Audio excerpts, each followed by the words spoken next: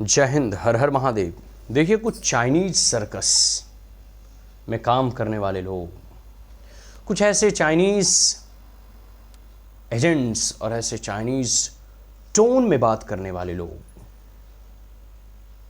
के बारे में आज कुछ बतलाएंगे कि किस प्रकार से जिन्होंने या जिनके गवर्नमेंट ने, जिस पार्टी की गवर्नमेंट ने अब तक जो है पूरे के पूरे कह सकते हो चाइनीज़ पॉलिसी या चाइना के जो नीति रही है भारत का चाइना के प्रति, उन पॉलिसीज़ में वो कितने कारगर हुए या कितने उन्होंने पॉलिटिकल ब्लंडर और मिस्टेक किया, या उनकी पॉलिसी और नीति क्या थी या क्या होनी चाहिए थी, या उनको खुद शायद पता नहीं होगा और वह प्रधानमंत्री नरेंद्र मोदी के फॉरेन पॉलिसी या पॉलिसी अगेंस्ट द चाइनीज़ और द एनिमी नेशंस के ऊपर जो है क्रिटिसिज्म करते हैं या फिर भाषण देते हैं।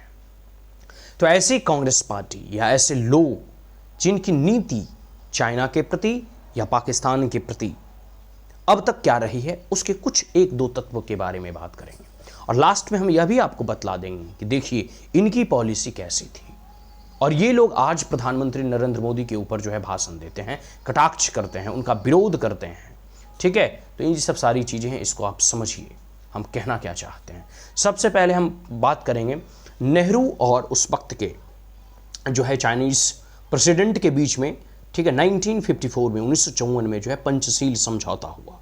पंचशील समझौते में एक बहुत बड़ा जो है क्लाउज था, डैट कह सकते हो कि कोई भी देश एक दूसरे के प्रति एग्रेशन और एग्रेसिव बिहेवियर नहीं अडॉप्ट करेगा।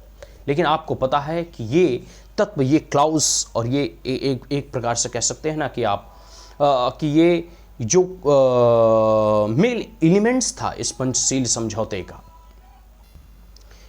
तो जो मेन एग्रीमेंट था इस पंचशील समझौते का वही धराशाही हो गया। और 1962 में आपको पता है कि चाइना ने भारत पे आक्रमण कर दिया, जिससे हमारा बहुत सारा भूभाग आज भी अक्साई चीन चाइना के कब्जे में है। और यह नेहरू जी के शासन काल में हुआ।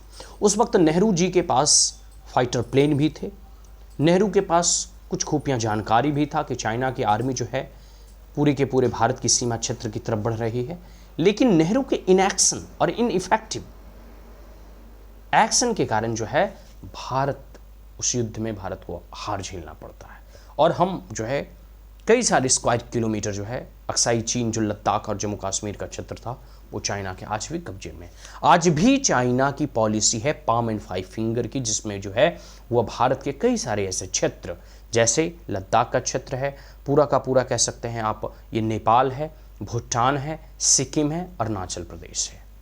मतलब पाम तिब्बत हुआ और इसकी 5 उंगलियां, पाम एंड फाइव फिंगर की फिलॉसफी है। और आज भी चाइना एग्रेसिव रूट अपनाए रहता है। लेकिन आज उसको जवाब देने के लिए, जैसे डोकलाम में हमने चाइना को पीछे भेजा, जैसे गलवान की घाटी में चाइना को हमने मुंह तोड़ जवाब दिया, तो आज जो है उसको जवाब देने के लिए भारत के पास सशक्त नेतृत्व और लीडरशिप है प्राइम मिनिस्टर नरेंद्र मोदी का। आज हमने जो है पाकिस्तान के अंदर हेलकर सर्जिकल स्ट्राइक किए, एयर स्ट्राइक किए, कई सारे आतंकी जो है ठिकानों को निस्तनाबूद किया। तो आप इस बात को समझिए, इस बात को जानिए और फिर कुछ नरेंद्र मोदी के ऊपर कटाक्ष कीजिए और बोलिए। लेकिन ऐसे नेताओं का, ऐसे विपक्षियों का सिर्फ और सिर्फ काम है विरोध करना। ये अपने गिरेबान में झांकते नहीं हैं कि जब इनकी पार्टी का शासनकाल था, जब नेहरू और कांग्रेस का शासनकाल था, उस वक्त चाइना की पॉलिसी कैसी थी। बाद में 1985 की घटना है कि वहां राजीव गांधी जो है चाइना के दौरे पे जाते हैं एक लंबे अरसे के बाद, और वो उनके साथ जो है समझौता करते हैं और वह भी समझौता फ्लॉप माना जाता है। उससे भी कुछ ठोस चीज़ें निकल कर नहीं आई। जो हमारे और चाइना के बीच में बॉर्डर डिस्प्यूट है वो सॉल्व नहीं हुआ। और सही बात है कि राजीव गांधी का वहाँ का दौरा एक असफल दौरा के तौर पे देखा जाता है। उससे कोई हिस्टोरिकल टर्नआउट या एक प्रकार से कह सकते हो एग्रीमेंट नहीं निकलते हैं, जिससे कि भारत की सीमा जो विवाद हैं चाइना के साथ या तिब्बत के साथ, वो कुछ उसका समस्या का निराकरण हो सके। तो पहले कांग्रेस पार्टी अपने इस स्टैंड को क्लियर करे कि जब उनका शासनकाल था तब हमने अक्साई चीन क्यों गवा दिए, 1962 में जो है हम क्यों हार गए। और सबसे बड़ी बात है कि चाइना के कह सकते हो राजनयिकों के द्वारा, चाइना के कई सारे एजेंटों के द्वारा भारत की सोनिया गांधी का क्या एग्रीमेंट हुआ था, यह कांग्रेस पार्टी को खुलकर बतलाना चाहिए जनता को। उस वक्त मनमोहन सिंह की सरकार थी, लेकिन यह एग्रीमेंट जो है कांग्रेस की अध्यक्षा सोनिया गांधी के साथ हुआ। वो एग्रीमेंट में क्या था, आखिर किन नीतियों और किन पॉलिसीज के दोनों के बीच में जो है समझौता हुआ, ये सब सारी चीज़ों मीडिया के बाहर आने चाहिए। लेकिन कांग्रेस पार्टी ऐसा कभी करेगी नहीं और कभी बतलाएगी नहीं। लेकिन कोई इस बात को नकार नहीं सकता है कि वर्तमान में नरेंद्र मोदी की सरकार है जो है, वर्तमान में प्राइम मिनिस्टर नरेंद्र मोदी की जो नीति है, चाहे फ्रेंड दोस्ताना रवैया रखने वाले दोस्तों के साथ, या फिर एनिमी कंट्री के साथ, दुश्मन देशों के साथ, या चाइना के साथ, या पाकिस्तान के साथ, ये नीति जो है सर्वश्रेष्ठ नीति है। ठीक है, ईंट का जवाब पत्थर से देने की कला प्रधानमंत्री नरेंद्र मोदी बखूबी जानते हैं, और चाइना भी इस बात को समझता है कि भारत से टकराने का मतलब क्या होगा। रिसेंटली भारत के अरुणाचल प्रदेश के राज्य के मुख्यमंत्री पेमा खांडू ने स्पष्ट शब्दों में कहा है कि हमारी सीमा रेखा, वहाँ बीजेपी की ही सरकार है, हमारी सीमा रेखा जो है तिब्बत से मिलती है, हमारी सीमा रेखा जो है तिब्बत से जो है टच करती है, चाइना से नहीं। आपको यह नहीं भूलना चाहिए कि तिब्बत जो है वह चाइना ने जोर जबरदस्ती के माध्यम से कब्जा किया था। लेकिन एक और हिस्टोरिकल और पॉलिटिकल ब्लंडर कह सकते हो भारत के इन लोगों के द्वारा, इन विपक्षियों के द्वारा जो है किया गया कि इसने तिब्बत को as a part of the China accept कर लिया। लेकिन क्या ऐसा एक्सेप्ट करने से पहले वो नेता, वो विपक्षी दल जिन्होंने एक्सेप्ट किया, क्या उन्हें यह मानना चाहिए या क्या उन्हें यह जानना नहीं चाहिए कि तिब्बत को हमने एक्सेप्ट कर लिया as a part of the China, तो क्या चाइना ने सिक्किम और अरुणाचल प्रदेश को और लद्दाख के क्षेत्र को भारत का पार्ट माना है या नहीं? आज भी आप गूगल मैप में देखिएगा, कई सारे ऐसे जगह जाइएगा तो ये गूगल मैप की ये जो लैंड बाउंड्री होती है या बॉर्डर्स के डिमार्केशंस होते हैं, ये आपको कुछ पार्ट जो है चाइना के दिखलाए जाते हैं, जिस पर एक बार कंट्रोवर्सी भी क्रिएट हुआ था। आप इस चीज़ को याद रखिए। तो कहीं ना कहीं इस चीज़ को देखिए कि क्या चाइना अरुणाचल प्रदेश, लद्दाख और सिक्किम को भारत का राज्य मानता है या नहीं मानता है।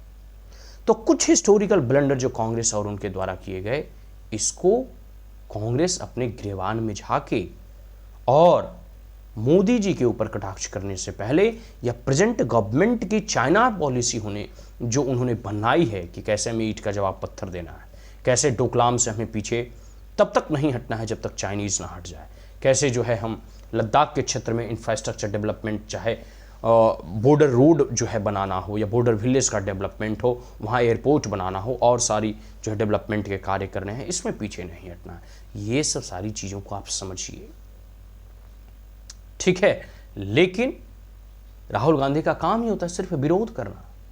विरोध करने से कुछ नहीं होगा। भारत का स्टैंड, भारत की नीति और भारत की पॉलिसी एकदम क्लियर है, इसमें कोई दो मत नहीं है कि हमारे साथ जिस प्रकार का व्यवहार आप करेंगे आपको उसी प्रकार के प्रत्युत्तर देखने को मिलेंगे। और नरेंद्र मोदी की यह सरकार है, ठीक है, इनमें एक से एक बड़े ऐसे फॉरेन पॉलिसी बनाने वाले एनालिस्ट और एक्सपर्ट हैं, ठीक है। और बेहतर होगा कि कांग्रेस पार्टी अपनी नीतियों को, अपनी सरकार जब उनकी बनेगी, खैर अभी तो समय है बनने में, 20-30 साल बाद जो बन जाए तो वो अलग बात है, लेकिन जब भी बने तो उसे जो है वो पॉलिसीज़ में वो इन्वॉल्व और एक प्रकार से कह सकते हैं इंक्लूड करेंगे। लेकिन अभी के लिए आप नरेंद्र मोदी को सलाह दीजिए, परामर्श दीजिए, लेकिन आलोचना करने से पहले, भाषण और बयान फालतू की अनर्गल प्रलाप करने से पहले एक बार अपने गिरबान में जरूर झांक कर देखिए कि हमारे सरकार के द्वारा चाइना के अगेंस्ट कैसी नीति थी, हम क्यों 1962 में हार गए, हमारी तैयारी कहां थी, क्यों हमारा अक्साई चीन आज भी उसके कब्जे में है?